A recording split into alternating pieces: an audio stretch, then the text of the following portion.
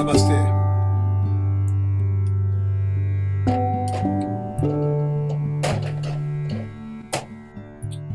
Bem-vindos ao encontro.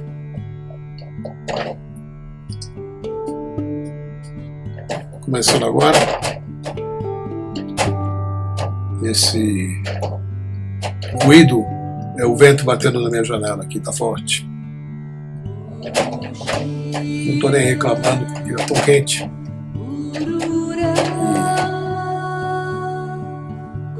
A gente vai se adaptando ao som do vento também.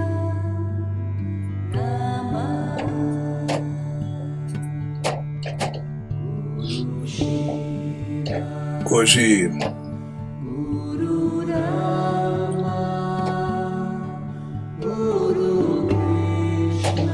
não sei se tem alguém novo aí, né? Pelo menos eu estou vendo as pessoas que estão presentes, que tem um número de pessoas presentes, né? E já é um bom número para a gente dar início.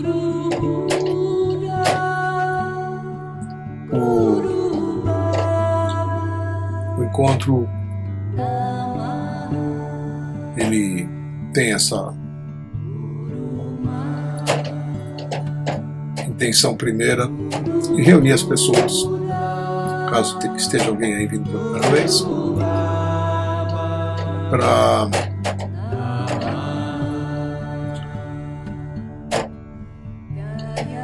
criar, para a gente criar condições de explorar as coisas que acontecem com a gente. Ele nasceu justamente dessa, assim, uma situação, né, onde você começa a passar por um processo, começa a receber addiction e claro, né, você se coloca numa situação que você quer uma mudança, e quando a mudança vem você fica um pouco confuso, né? Nem sempre as mudanças acontecem da forma como a gente deseja. Às vezes algumas outras etapas precisam acontecer no nosso processo pessoal para que as mudanças de fato possam ocorrer de uma forma efetiva.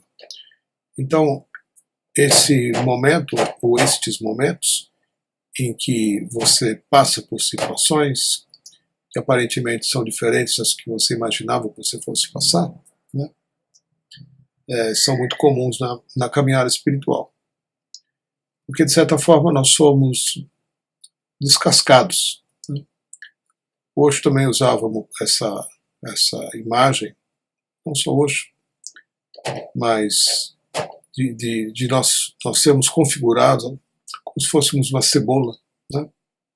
Nós temos capas e mais capas, e mais camadas, e mais camadas, e mais camadas, e raramente temos acesso àquilo que está de fato no nosso âmago, no nosso centro. Então, numa jornada de autoconhecimento, né, onde você busca saber quem você é, você vai inicialmente se deparar com as camadas, né? Você não vai direto ao cerne daquilo que é mais essencial em você, que é onde também reside o seu divino. Então, existem inúmeras formas disso ser ilustrado, né?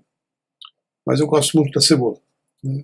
Porque é uma coisa que ilustra é muito fácil identificar quando estamos ainda presos numa determinada camada ou quando alguma coisa já vem sendo trabalhada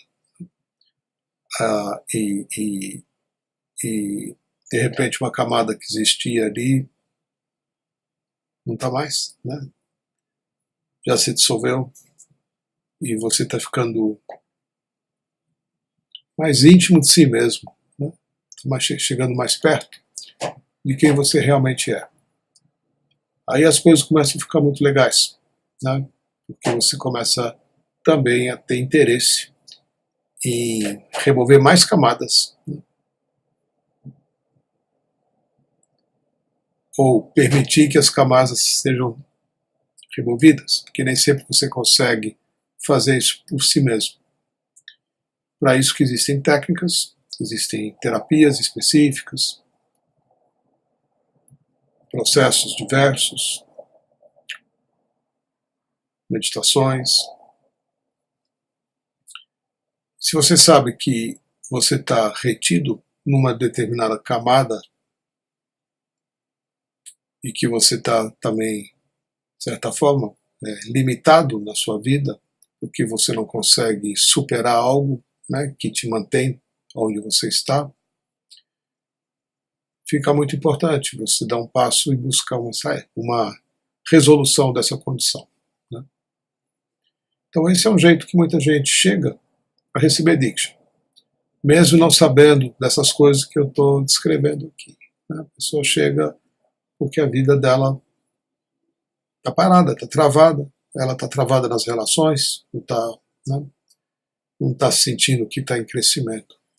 Quando a gente não consegue perceber ou sentir que está em desenvolvimento, em crescimento, isso nos causa bastante sofrimento. Mesmo que a gente também não saiba que a gente está sofrendo por causa disso, né? A gente às vezes só identifica que está numa condição limitada, né? Que gostaríamos de estar vivendo certas coisas e não as estamos vivendo, seja lá quais forem.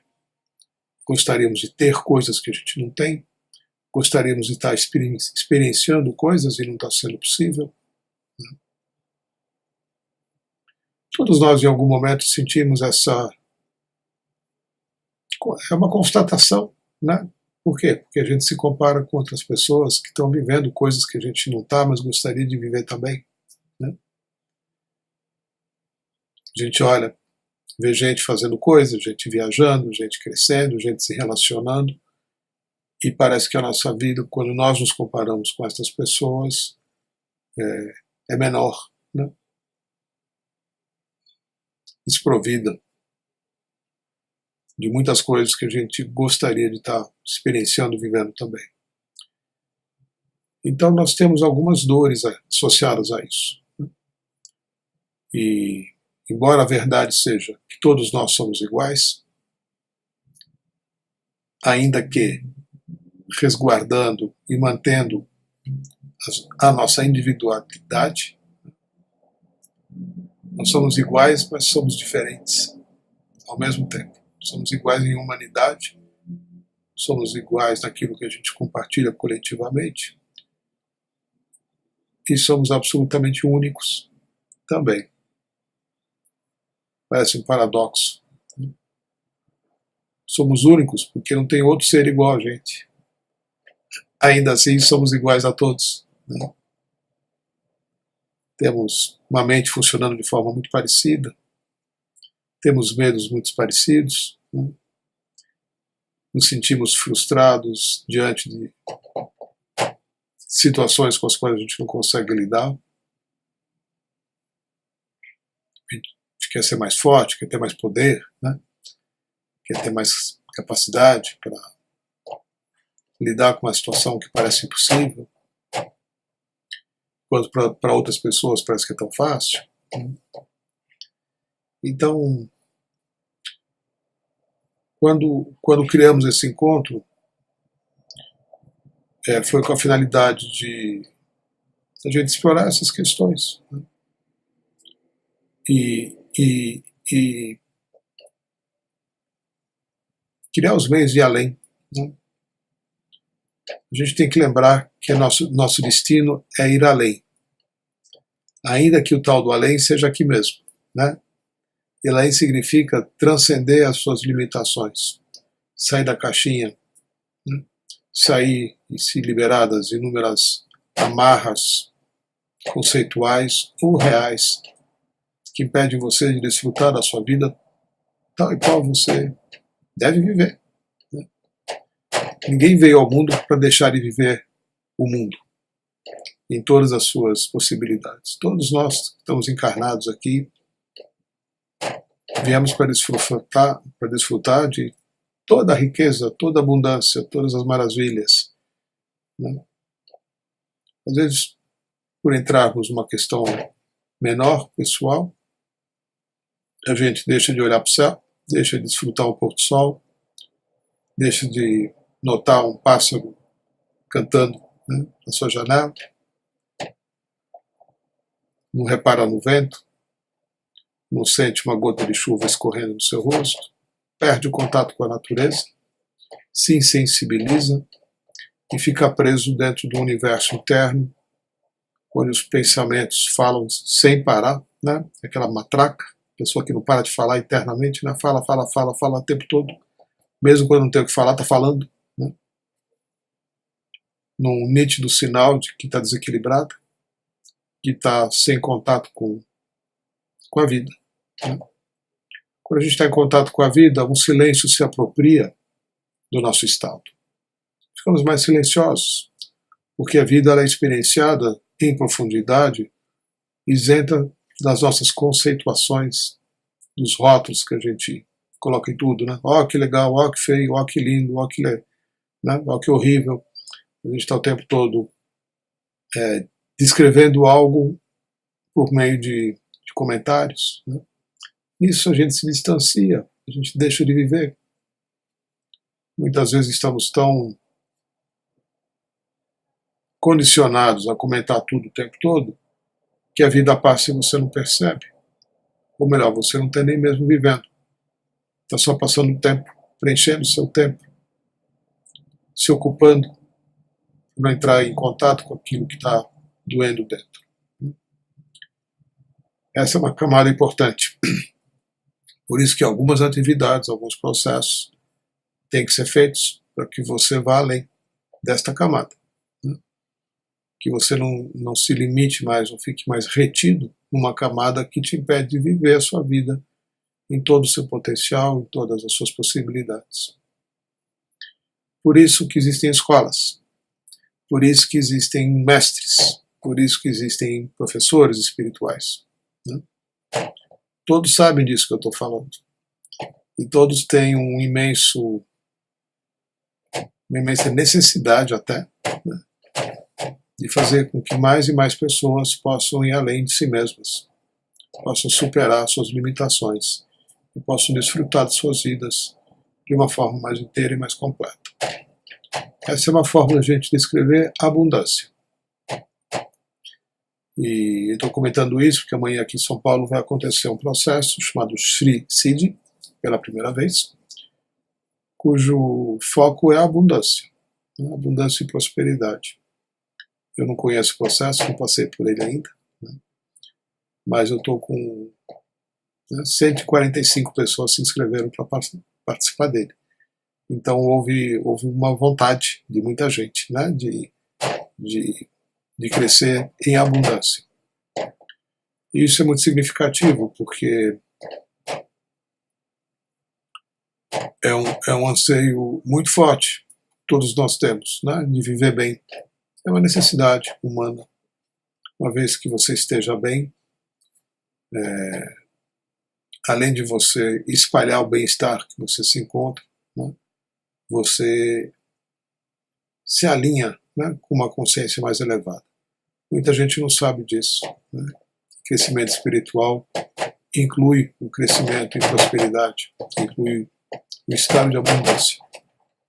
É um estado ligado, né, pertinente, né, pertencente, melhor dizendo, a crescimento espiritual. Muita gente ainda acha, né, não que estejam erradas, mas é um equívoco, né, que crescimento espiritual se dá pelo desapego, né, pela desidentificação com coisas materiais e coisas assim. Não é verdade. Eu não quero desfazer de Francisco de Assis, né? Mas ele viveu a espiritualidade dele, dentro de uma realidade dele, né? Dentro dos valores da família que ele vivia e tudo mais. Um filme que me marcou muito, né? Irmão Sol, Irmão Lua, a história de Francisco e Clara, e descreve um pouco, né? Ilustra muito bem. Um filme muito bem feito e muito antigo já, né? Eu vi algumas vezes. E me lembro disso, né? Porque muita gente acredita que tenha que se despojar de coisas, né? Talvez tenha mesmo, né? Para encontrar seu crescimento espiritual. Quase como, né? Ou você, né, solta isso aí ou você não segue adiante, né? Não deixa de ser verdade. Algumas coisas a gente tem que deixar para trás mesmo. algumas coisas a gente tem que abrir mão, né? Mas quando a gente fala em prosperidade e abundância, nós não estamos falando disso, estamos falando de outra coisa. Então, abundância significa também que você está saudável, que o seu corpo te permite viver tudo, né? Você está funcionando direito, né? Todos os seus sentidos, suas percepções, isento, né, de dores importantes ou de complicações que te causam desconforto. E quando o corpo não está legal, a sua atenção vai para aquilo que não está bem, né, em busca de uma solução, que tem um mal-estar, que tem, né, uma dor, e aquilo te impede de olhar para outras coisas, porque está chamando, né, o tempo todo, está te mostrando que você está limitado nos seus movimentos ou nas suas ações. Então, saúde é parte da prosperidade, é parte da abundância. Você está saudável, está sentindo bem, está respirando bem, o coração está batendo, está se movimentando direito, está enxergando, está ouvindo, está sentindo as coisas, tem força, né, para fazer, tem disposição para, né, dorme bem, acorda bem, tem todo esse ciclo físico acontecendo de uma forma natural e boa, tem energia, né? Isso faz parte da abundância. Saúde faz parte da abundância. Então, trabalhar no sentido de se manter saudável resulta em abundância. Por exemplo, muitas vezes as pessoas acham que, né, que trabalhar o corpo ou buscar, né, manter o corpo vivo de uma forma saudável é uma identificação inferior, né, de um nível mais baixo, que não deveríamos nos preocupar tanto com o corpo, né, e muito mais com as questões ligadas à suposta espiritualidade, né, mental, como se a mente fosse superior ao corpo. Realmente não é superior ao corpo, né? A mente faz parte do corpo, é um sistema, né? Corpo-mente. Então, tudo que a gente fizer para se manter bem vai facilitar e vai dar suporte ao nosso crescimento. Sei que vocês já sabem disso, né? Mas eu estou lembrando. E estou motivado aqui pelo processo que vai acontecer amanhã aqui em São Paulo, né? E espero que todos tenham a oportunidade de passar por ele em algum momento. E lembro também que esse encontro fecha o ano de 2018, né? Próxima terça-feira, dia 25, dia que possivelmente a maioria das pessoas está comemorando alguma, né, comemorando em família, comemorando de alguma forma, celebrando aí o nascimento de Jesus, né? Ou simplesmente dando brinquedo para as crianças, né? Enfim, curtindo o Papai Noel. Mas provavelmente reunido em família, né, e celebrando juntos a existência uns dos outros, né? O que é muito legal. Então, terça-feira que vem, dia 25, não vai ter encontro. Da mesma forma, na terça-feira, dia 1º de janeiro, também não vai ter, né? Dia 1, dia 2, eu acho. Porque também é um dia que se comemora o início de um novo ciclo. Oi, Eneida. Se tu poderia falar algo sobre doenças, por que adoecemos e o que devemos aprender com isso? Uma questão importante para você, né, Eneida? Com certeza. Eu não tenho uma resposta única para te dar, né? Primeiro, porque as doenças fazem parte da natureza humana. Todos nós temos fragilidades, todos nós, né? Ninguém está isento de passar por doença, né? Nem gente, nem bicho, nem flor, né? Todos nós estamos vivendo em todo tipo de condição, né? E carregamos também heranças genéticas. Nem tudo é só nosso, muitas vezes, muitas coisas que a gente carrega estão impressos, né, em código genético e a gente herda coisas que foram adquiridas não sei de que forma, por algum antepassado, não sei quando. Né? E está na família. Né? Eu tenho minhas heranças, você tem as suas, né? Cada um de nós tem as suas. Né? E assim como qualidades também, a gente não herda só coisa ruim. Né? Então, eu não gosto de estigmatizar doença. Né?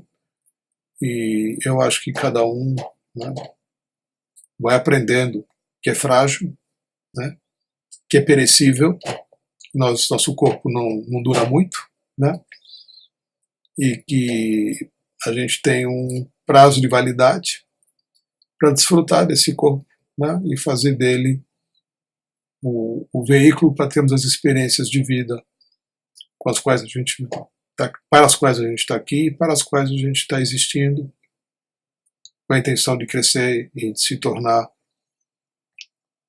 uma pessoa melhor, né? Entre outras coisas. Então, se eu for explorar aí a questão existencial, né, não cabe aqui, né, ficar filosofando. Mas sim, né, quando a gente percebe que tem uma doença e que pode até vir a morrer dela, né, eu acho isso uma coisa muito forte. Né, você ter noção de que você não é permanente. Eu entendo que isso seja um primeiro vislumbre do que seja o despertar, falando dentro do âmbito da consciência. Né? Porque se você perceber que você não é seu corpo e que você está presente para algo que vem e vai, né? Isso já é um aprendizado fundamental, porque a gente se esquece disso depois que encarna, né? E a gente acredita que vai acabar. Daí você descobre que você não acaba, né? Que você já existia antes. Então são descobertas, né, que vão expandindo a tua percepção, a tua maneira de ver as coisas. Isso é crescimento espiritual, isso é desenvolvimento da consciência. Quando ficamos doentes, né, claro, não numa gripezinha, né, mas quando a gente tem uma coisa mais importante que nos limita, né, de inúmeras formas, isso embute muito sofrimento. Né? Além do sofrimento físico propriamente dito, né, da dor física, temos uma segunda camada de sofrimento adicionada a isso, que é o sofrimento psicológico. Né? Quando você não está bem fisicamente, as suas emoções tendem a acompanhar o seu estado físico. Por isso que eu falei há pouco, né? Nós somos um sistema corpo-mente. O que acontece com o nosso corpo meio que programa a forma como a nossa mente também trabalha. O tipo de pensamento que a gente atrai, o tipo de condição, né? E como nós nos percebemos, como nós nos sentimos. São experiências importantes e que estão ligadas ao nosso despertar, porque a gente tem que encontrar aquilo e quem nós somos além do corpo. Né? Aquilo que não morre, aquilo que permanece, aquilo que não é, isto que não é o corpo. Então esse é todo um processo ligado à doença também, que algumas pessoas, eu já vi depoimentos maravilhosos de doentes terminais, né? Na época que a AIDS matava mais, né? E pessoas jovens, pessoas bonitas, pessoas vivas que, né, contraíram a doença e daí se viram estigmatizadas, né? Como se tivessem feito algo errado, e outras não, né? Outras fazendo o mesmo uso do momento, né, em que souberam que estavam doentes e algo despertou dentro delas, né, algo que vai além do sofrimento físico. Então, doença, Eneida, é uma coisa que cada um tem a sua experiência de vida. Depende também do tipo de doença, depende do tipo de limitação que essa doença traz. Né. Para uma pessoa, pode ser uma incapacidade de ouvir, outra uma incapacidade de enxergar, outra uma incapacidade de se mover, de caminhar, né, ou de se comunicar de alguma forma, ou de desfrutar de coisas da vida. né? Então, doenças, elas proporcionam situações muito complexas para quem passa por elas, né? Só mesmo quem está passando que sabe, né? Das suas dores, né? Da sua forma de... Eu estava vendo outro dia, eu vi essa moça 2 vezes, né, na televisão, no programa do Serginho Grossman e depois no Fantástico também, coisa que eu não vejo com muita regularidade, mas por acaso eu vi, né? É uma menina, uma super atleta aí que sofreu, acho que um acidente e ficou tetraplégica, né? E ela continua se sentindo uma atleta muito ativa, no entanto ela está tetraplégica, né? Ela não sente do pescoço para baixo. E é interessante ver a postura dela diante da vida depois que a coisa, um belo dia você acorda e você não é mais quem você era um dia antes, né? Você tinha uma vida e você não tem mais aquilo, né? Tudo aquilo que você era ou fazia, você não pode mais fazer, você deixa de ser aquilo que você era. Eu achei isso tão forte, né? E ela se tornou uma pessoa tão forte, né? Por estar enfrentando esse momento da vida dela com muita lucidez, com muita determinação também, né? Para superar o que ela está vivendo.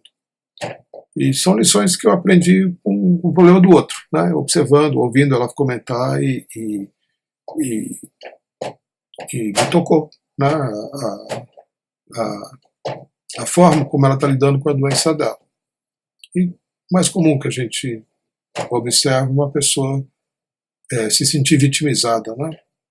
Quando tem uma doença, facilmente se sente menos, né? Se sente inferior e se pergunta por que está acontecendo isso comigo, né?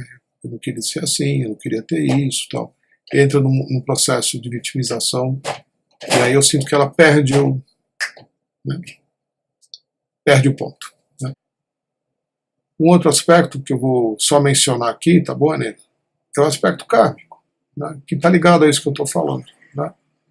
Karma é a forma como nós lidamos com as situações que a vida nos traz. Né? Karma não é castigo, karma é escola, é aprendizagem. São as situações que nós mesmos atraímos, direta, consciente ou indireta, inconscientemente, para encontrar a liberação daquilo que nos dói, né? Que nos mantém em sofrimento. Então, cada um de nós tem os seus aprendizados, é muito individual também, muito pessoal. Embora exista o karma coletivo, existem várias formas de karma, né? Existe o karma da família. Às vezes, né, vamos chegar num ponto em que um membro da família libera a família toda de um karma, né? E os descendentes que vêm adiante já estão livres daquela condição. E, enfim, é muita coisa, né? É muita coisa. O importante, eu sinto, que é você estar sempre em busca de reconhecimento, né, da sua saúde. Né? Valorizar aquilo que está bem, né? O que você vive, o que você tem, como é que estão os seus relacionamentos, como é que são as suas atividades, e mesmo que estejam limitadas por uma condição, quanto você está vivendo, né? Quanta coisa boa a vida traz para você, do jeito que você é, apesar das dificuldades que você tem. Então, eu sinto que esse é o aspecto que a gente tem que desenvolver e encontrar, né? Ao invés de focar naquilo que nos falta, focar naquilo que a gente tem e agradecer pelo que a gente tem. Faz parte da abundância também que eu estava comentando há pouco aqui, né? Tá bom, Anitta? Oi, Bárbara Ruela. Se tu, qual é a melhor forma de se aceitar a prosperidade em nossas vidas? Porque normalmente nos apegamos tanto à dor da escassez e o que ela pode nos ensinar.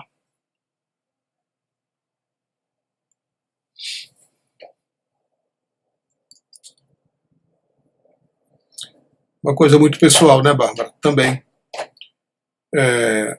Muita gente não se sente bem por ser próspera, né? E acaba botando a perder algo que recebeu da vida, né? a gente nascer numa família próspera e ter os recursos e ter todas as coisas que talvez a maioria dos seres humanos não tenha, né, pode se tornar um fardo também, né? Pode se tornar um fardo. De repente você não se sente bem tendo mais do que os outros, né?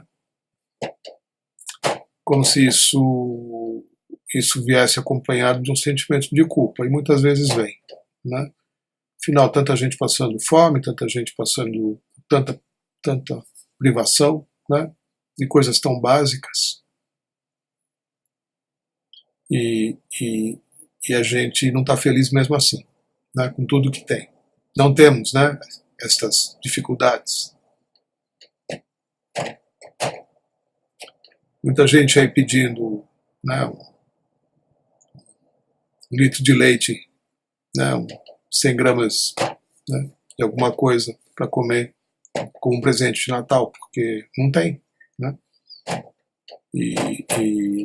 Então, se a gente tem, parece que tem algo de errado com a gente também, né? Como se não fôssemos merecedores de estar desfrutando de certas coisas da vida, enquanto tantos outros. Isso é muito forte, isso é muito, vamos dizer assim, constantemente colocado, especialmente por algumas religiões, né? A necessidade da gente aprender a compartilhar o que tem, né? Isso segue toda uma linha de certas igrejas, né? Mais de esquerda e tal. E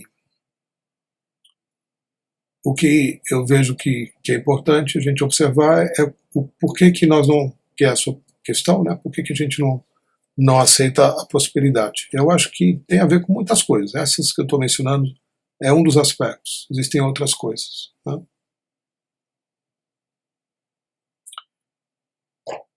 É quando, por exemplo, você, às vezes sendo próspera, né, e convive com pessoas que têm menos que você, isso te dá um sentimento também de isolamento, né, de não pertencimento, de falta de verdade nas relações, né? É complicado, é complicado.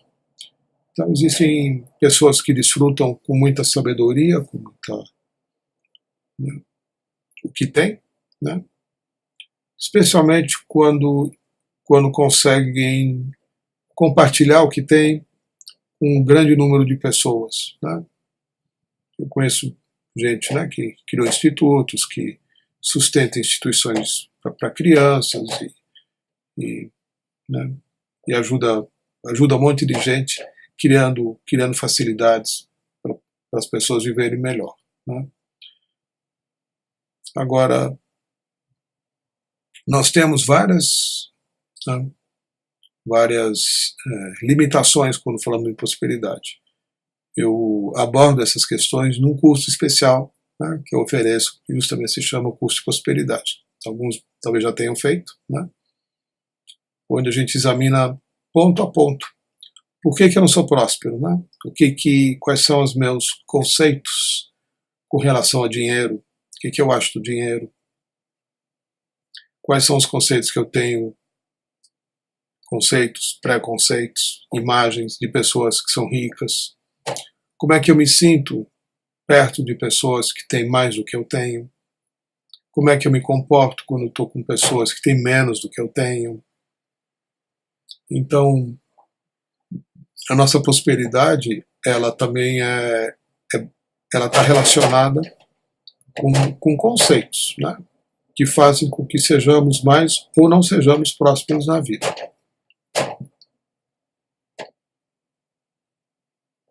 Dinheiro não é uma coisa espiritual, né? Dinheiro é uma coisa suja. Dinheiro só traz briga, disputa, guerra, um país contra o outro, uma cidade contra a outra, né? Uma pessoa contra a outra, meu pai contra minha mãe, né? Eu contra um monte de gente, né? Então, nós temos vários aspectos ligados ao ter ou ao deixar de ter que afetam a nossa prosperidade. E isso eu não consigo colocar aqui de uma forma simplificada, né? Quando eu costumo oferecer esse processo com bastante frequência, faz uns 2 meses que eu fiz aqui em São Paulo, né? Vou ver se já no início do ano agora aqui eu volto a oferecer, ou vocês me chamam para fazer na cidade que vocês moram, né?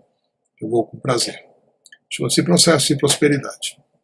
E essas questões são abordadas, e a finalidade desse processo é criar os meios de você transcender essas questões, né? E trabalhar no sentido de se liberar de tudo aquilo que te mantém preso, presa e isento de prosperidade. Então, assim, a gente trabalha no sentido de ter prosperidade e aprende, observa, se conscientiza dos aspectos que estão, aos quais estamos presos, né? Nesses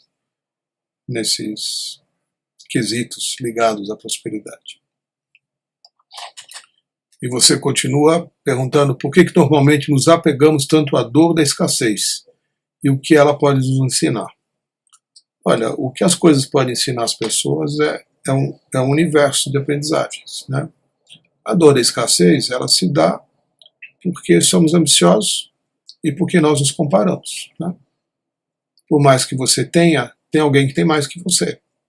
Então você, né, você tem um carro, tem um que não tem. Você tem um carro, mas tem uma outra pessoa que tem um carro muito mais legal que o seu, né?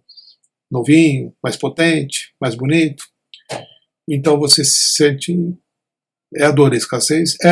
Não é exatamente escassez da falta absoluta, né?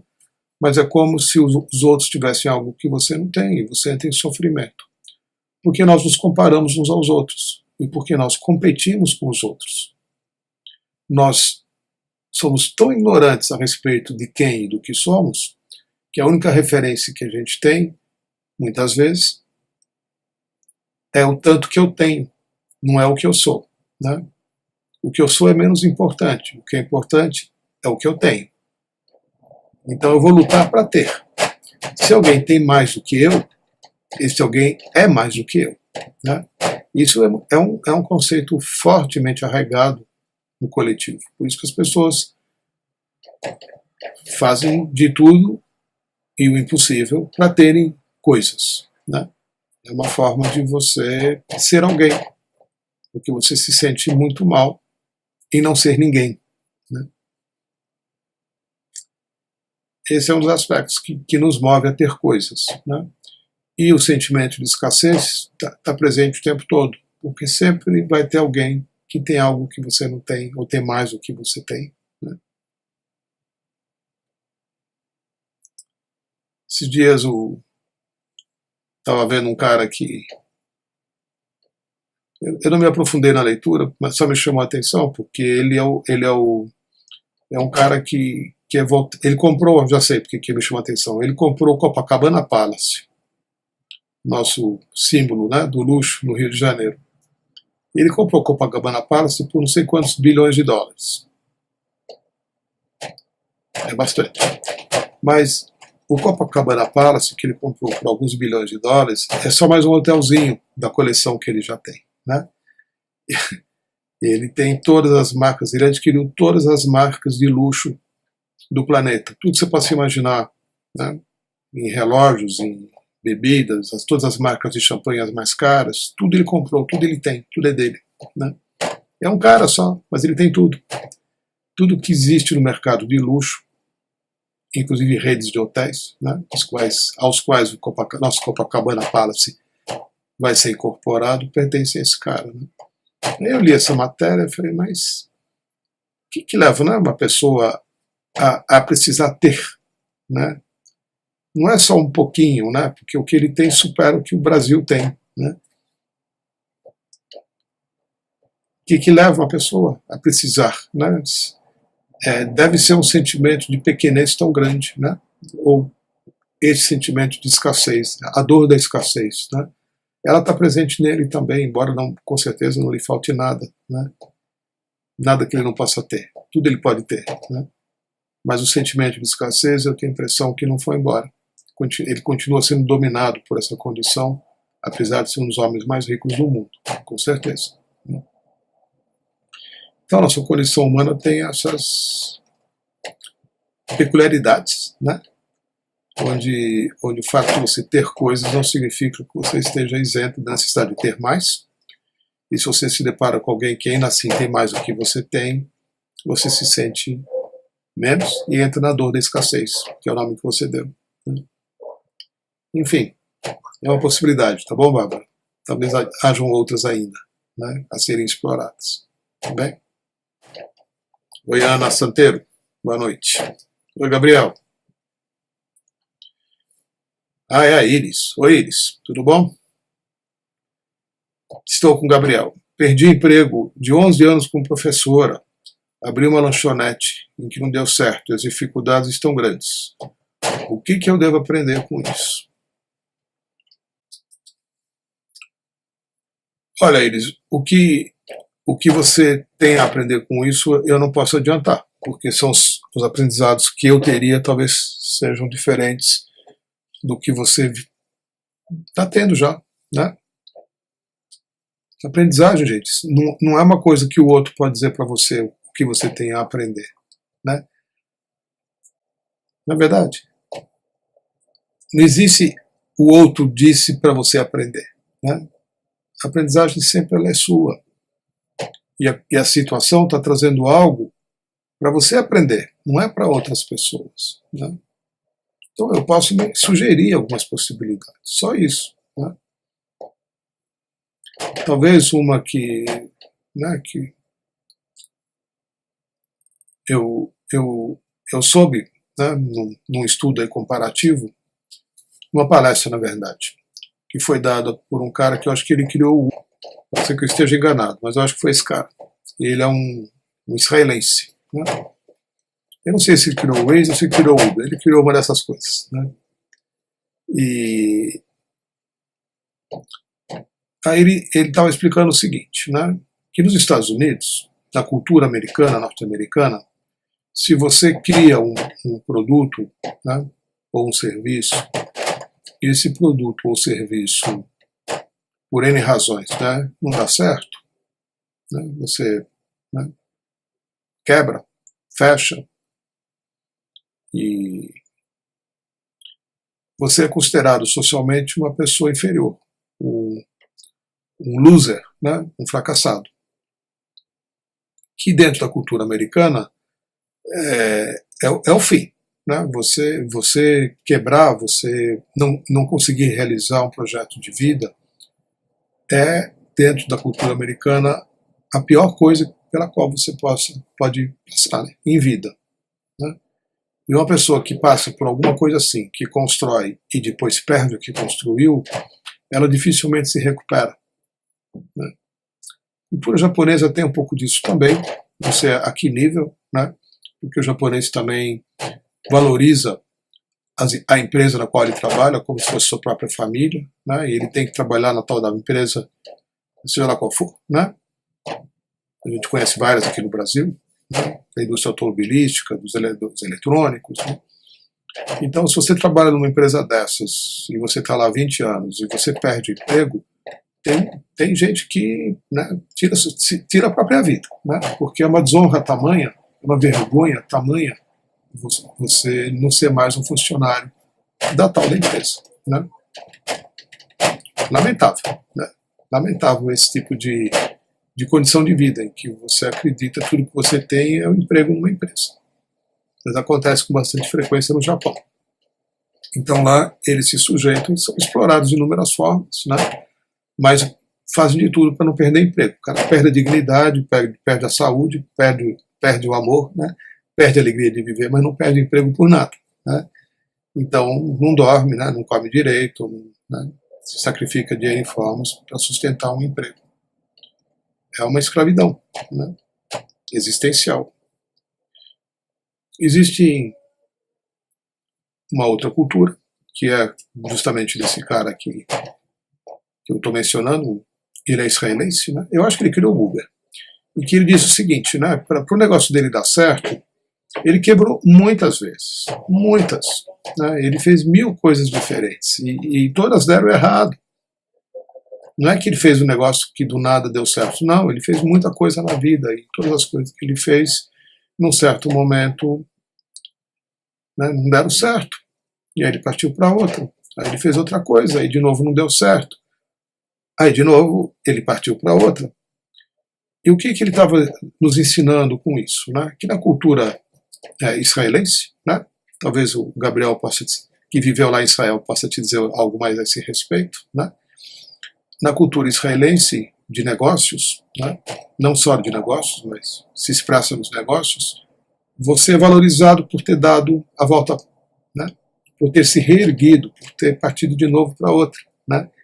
Essa ação de perder algo, buscar um novo caminho para a vida, criar alguma, né, ter uma ideia e batalhar para realizar alguma coisa, que de novo não vai dar certo, e você de novo, né, começa a pensar numa outra possibilidade outra vez, né, é isso que torna você um ser humano mais íntegro e mais forte, né, e mais bem sucedido. Quantidade de vezes que você se deu mal e que você se moveu, né, para se reerguer e realizar algum projeto, apesar né, do medo de que a coisa possa dar errado de novo, você não tem a pressão do fracasso nas suas costas, né?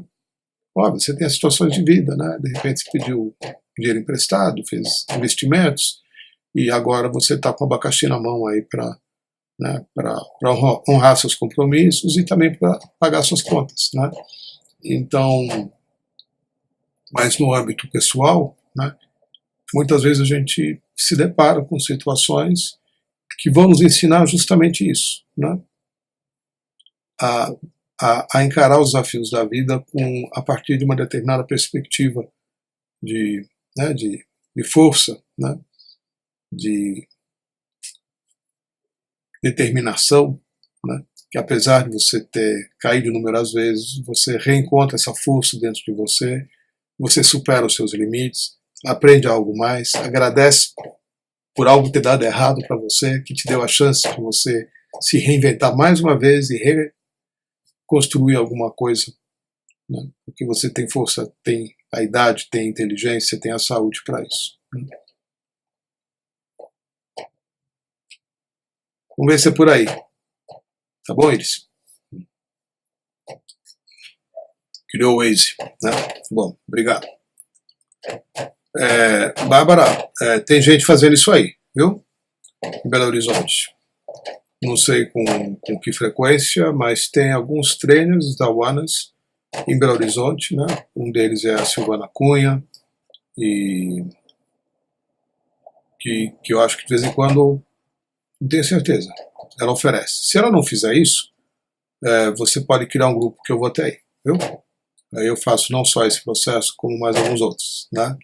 Como já fiz, né? Já fui para BH e como eu viajo também para outras partes do Brasil, onde eu faço a Oneness Meditation, que eu vou oferecer daqui a pouquinho aqui, presencialmente, e durante o dia eu ofereço 1 ou 2 processos, ou mais, né, se for um final de semana, para a gente explorar essas coisas. Curso Prosperidade é um deles, e Curas e Relacionamentos é outro, né? São 2 cursos que eu dou com bastante frequência, e inclui a Oneness Meditation.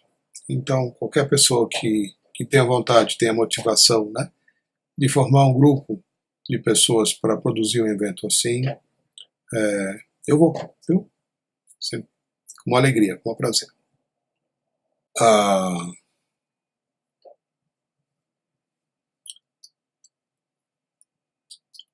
Esse curso de prosperidade, ele abre as portas para muita coisa, né?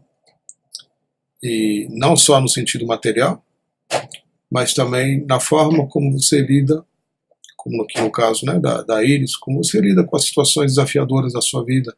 E por que elas vêm a você? Por que elas voltam? Né? O que a situação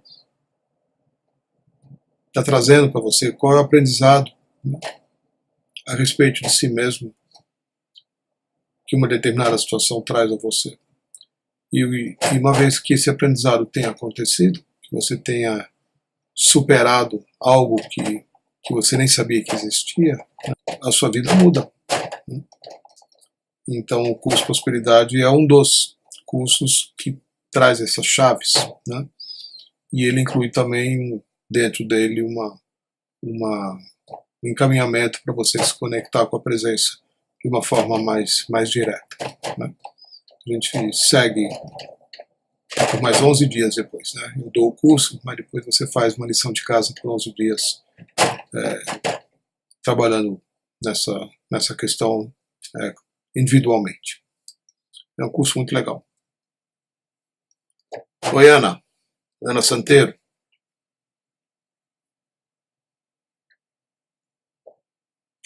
Você saberia dizer como funciona o fundo ONES? Qual é o prazo de contribuição do sorteio e o objetivo do fundo? Ana, o fundo foi criado por um amigo chamado João e uma amiga dele há 3 anos atrás, e a finalidade desse fundo, que é só nossa, uma coisa nossa aqui, brasileira, né? Ele foi criado para ajudar pessoas a viajarem para a ONES University e para o que hoje se chama UNO Academy. Então ele foi criado para isso. Muita gente que sonha em ir, tem vontade de ir, mas não vislumbra, né, uma chance, né, porque são custos caros, é uma viagem relativamente cara, né? E então o fundo foi criado com uma proposta quase como uma espécie de, né, não chega a ser um consórcio, porque só tem um sorteado, né? Não são todos que ganham, mas a finalidade do fundo, ele nasceu dessa proposta de criar os recursos para que pessoas possam viajar para a Índia e passar pelos processos lá. Então, são 3 tipos de valor, né? Você entra com R$50, ou com R$100, ou com R$250. São 3 valores. Você escolhe se você quer participar de um grupo de 50, ou um grupo de 100, ou um grupo de 250. Cada um deles tem um determinado prêmio. Esse prêmio você usa, então, para financiar a sua viagem. Não pode ser usado para outra coisa. É só para viajar para lá mesmo, né? E assim vem sendo, né? Então, pelo 3º, 4º ano agora, pessoas foram sorteadas e têm então a chance de fazer uso desse dinheiro ou para comprar passagem ou para pagar o curso, e depois tem que correr atrás, né, da passagem por conta própria e de um dinheirinho para levar no bolso, ou participar de um curso mais caro, como é o caso do curso do Partners. Então, a finalidade do fundo é essa. Normalmente a contribuição é feita por 6 meses. Então ele vai ser lançado já agora em janeiro, fevereiro. Novamente, para que dê chance de alguém que seja sorteado viajar em meados do 2º semestre, né? Porque dessa vez o sorteio foi agora no dia 2 de dezembro, né? E o pessoal já foi, né? Não pôde usufruir desse dinheiro para estar lá hoje, né? Mas quem ganhou, né, os sorteados aí, vão poder desfrutar desse recurso para participar dos cursos já agora em março, né? Ou em algum outro momento do ano 2019. Ele tem que ser usado no prazo de 1 ano.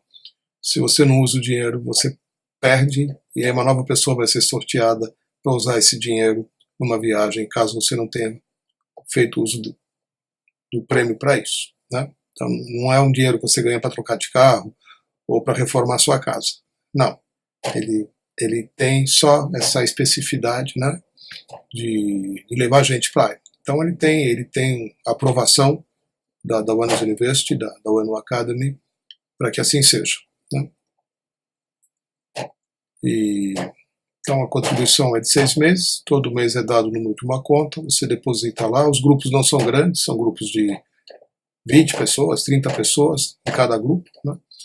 E esse grupo, então, às vezes sorteia 2 pessoas, porque às vezes se formam 2 grupos de um mesmo valor, né? Esse ano tivemos 2 grupos de R$100, um grupo de 50 e acho que um grupo de 250, né? E aí é assim que funciona. O sorteio se dá após os 6 meses, né? Então, se for começar agora em fevereiro, lá para julho o sorteio já vai acontecer, já no início já por ano que vem. Tá bom? Isso é divulgado no grupo ONES Brasil e só podem participar mesmo doadores de DIT, né? Até onde eu sei. Então, tem algumas regrinhas aí, né, que na época que o fundo é lançado, devem ser observadas, né? A finalidade dele, como é que vai ser o dinheiro, como é que recebe o dinheiro, como é que se faz a contribuição e esse tipo de coisa, tá bom? A Elaine foi uma pessoa que no ano passado foi convidada pelo João para contribuir na organização desse curso, porque ela também foi sorteada o ano retrasado, e com esse dinheiro ela fez 2 cursos lá na Índia, né? E foi um presentão, né?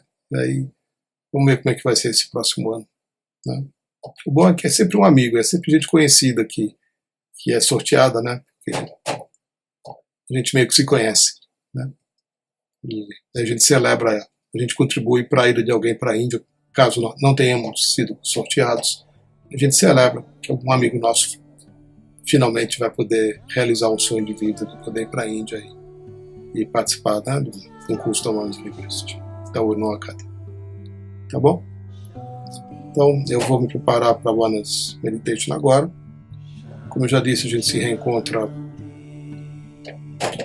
no dia, acho que 8 de janeiro, né? Que é uma terça-feira. Eu vou estar reencontrando vocês novamente para o encontro e para a One Meditation, tá bom? Tenham um lindo período, né, de encontros, né, com a família, com celebrações, Natal, enfim, reunindo a família, celebrando a entrada do novo ciclo. Gratidão por estarem juntos, por me acompanharem aí esse ano, de inúmeras formas, de estarem presentes nos encontros e de ajudarem de inúmeras formas, a contribuírem de inúmeras formas, né, pela presença, com as perguntas, para que todos nós possamos crescer como gente, né, nos tornarmos pessoas melhores. Então, nos vemos dentro de instantes para o One Meditation, agora às 11h15, horário do Brasil. Tá bem? Namastê. Shambhala.